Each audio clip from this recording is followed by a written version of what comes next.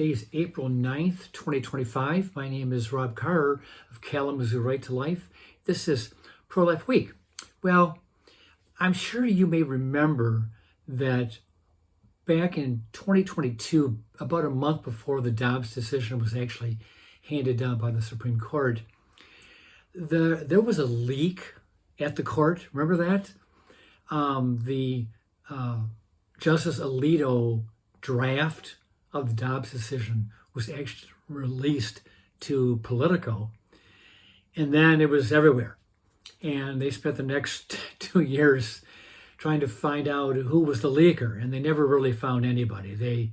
I think they did a pretty poor job about trying to unearth the culprit. But in the aftermath of the leak, when the pro-abortion people realized that if the final vote was going to be in line with the Alito decision, that Roe v. Wade was going to be overturned finally. But in the week or two or three after that leak, somebody or a group, pro-abortion group, posted the addresses of some of the conservative justices, online. And then you saw protests, dozens and dozens of people who were picketing, demonstrating outside the homes of Justices Barrett, Kavanaugh, and Gorsuch. I think those three primarily. I'm not sure about Clarence Thomas, but and of course Alito. How could I forget Justice Alito?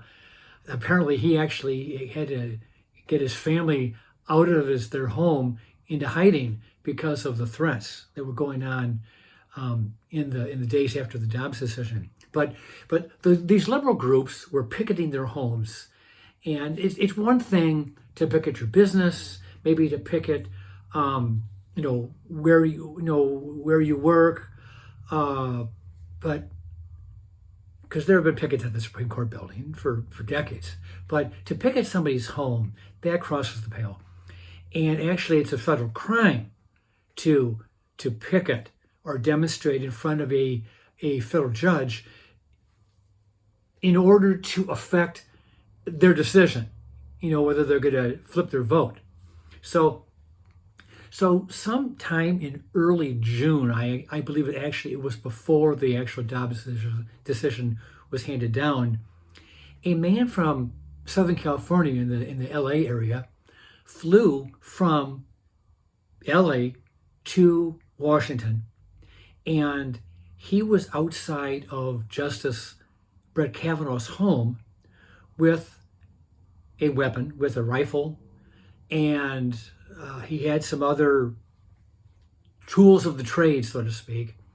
And it was at nighttime, and his plan was to assassinate Justice Kavanaugh. And apparently the man might have had or may have some kind of mental illness or some psychological problems, because I think he realized he knew what he was doing was wrong. He contacted his sister, I think back in California, and she told him to turn himself in. And he called 911, and they arrested him. Well, and apparently he's been incarcerated ever since then. Now I'm reading from lifenews.com article, a California man accused of plotting to assassinate Supreme Court Justice Brett Kavanaugh has pleaded guilty. Nicholas Roski, age 28, of Simi Valley, California, arrested in June of 2022, armed with a handgun, a knife, and zip ties, threatened to kill Kennedy because he was upset that the justice may overturn Roe v. Wade and allow states to protect unborn babies from abortion. Let's see, he entered his plea in federal court in suburban Maryland. Quote, "I am pleading guilty to the attempted assassination charge," he said calmly before U.S. District Judge Deborah Boardman during a half-hour hearing. Boardman informed Roski, who's been in custody since his arrest on the morning of June 8, 2022, that the prosecution contends his crime was an act of terrorism and that as a result, sentencing guidelines call for him to receive between 30 years to life in prison. The judge, a Biden appointee, set sentencings for October 3rd of this year. In light of the fact that he called his sister and he, acquiesced to her suggestion to call the authorities and give himself up, I have a hard time thinking that he's going to get 30 years because I do think there's a certain level of mental illness or some kind of depression or something is wrong that he would have gone to this extreme of flying across the whole country to kill somebody.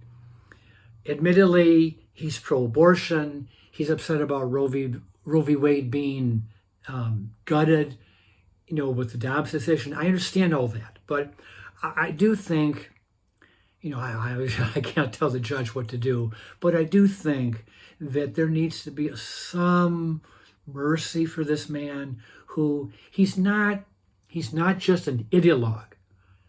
If he was strictly a radical pro-abortion zealot who intended to kill and started shooting at the Kavanaugh home, yeah, I can see a life sentence for that. But I don't know if this man was fully aware of what his intentions were.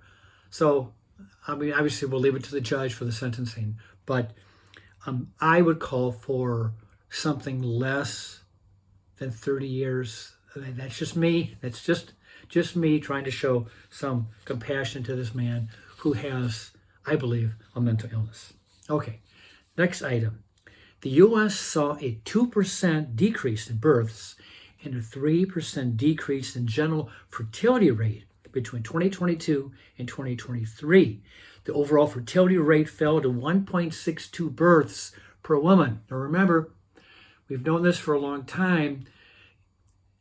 You need a 2.1% birth rate to just maintain the population, just replacement levels, 2.1 population. And we've mentioned before that in Europe, many countries are at 1.5, 1.4, 1.2.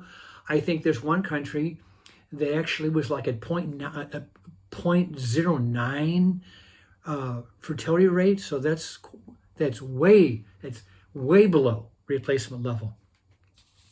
Okay, but and we've known these facts that the fertility rates are going down.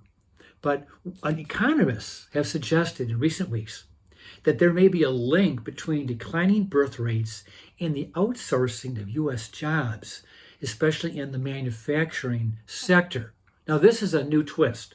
In an interview Thursday, last week, Breitbart News economics editor John Carney explained the connection between low birth rates and the outsourcing of U.S. jobs. Carney posited that because there is not enough white-collar jobs for all Americans, young Americans in particular have to, quote, work in service sector jobs that do not promote a future. He added, quote, I actually think it's very related to the declining fertility we see in the U.S. People don't have a lot of hope in their own future, much less in the future of any children they might have, unquote. Well, that is a new factor that I had not thought of. So it's an interesting correlation between declining birth rates and lack of job opportunities. And so I was looking at other factors. We all know there are other factors involved. Many women are pursuing more high-paying jobs, and in that it's that balancing act between a career and being a mother. And a lot of women in our society today are opting to either to delay marriage, delay having children, or to not have children at all and just pursue that that career. Also, our society, which is quite liberal, it does place less value on motherhood or on marriage in general. We've seen a great decline in the number of men and women actually getting married, let alone having children. And then lastly, I just see this general trend of a narcissistic worldview. We live in a me-centered society, and we're more concerned about our rights than we are about the rights of others. And in fostering a healthy society where we do value others over self. I think that selfishness that is almost inbred now in our society is a big factor on why people are not having children. And with that sobering thought, I'll let you go now. See you next time.